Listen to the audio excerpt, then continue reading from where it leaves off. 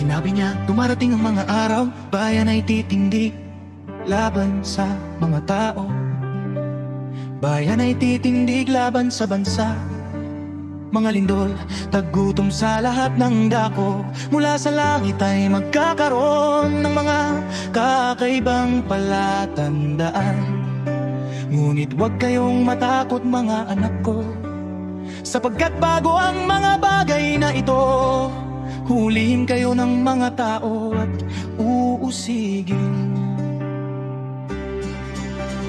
Ito ang inyong pagkakataon na magpatotoo para sa akin. Huwag kang mag-alala sa iyong sasabihin. Ako ang magsasalita para sa iyo. Bibigyan kita ng dila ng karunungan.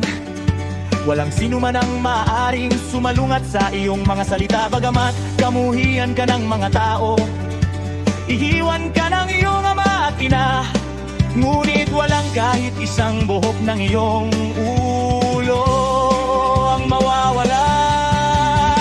Minsan ako'y itinutulak palayo sa harap ng mga hari at prinsipe, ngunit sa gitna ng kaguluhan ang iyong liwanag ay sumisikat. Alang-alang sa iyong pangalan ako'y nagdurusa, ngunit ang iyong pag-ibig ay hindi nagbabago. Sa gitna ng bagyo ako'y umaawit pa rin. Panginoon, nagtitiwala ako sa iyo. Sampay ako ng buhay na walang hanggan,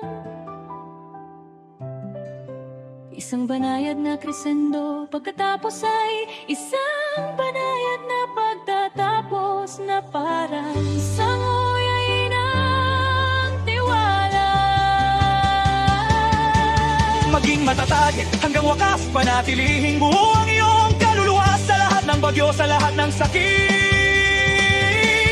Huwag mag-alinlangan sa iyong pananampalataya, sapagkat sa mga kamay ng aking Ama sa langit, lahat ng bagay ay iniingatan. Siyang mananatiling matatag hanggang wakas, mabubuhay magpakailanman. Sa musika ay pinapiyano at gitara.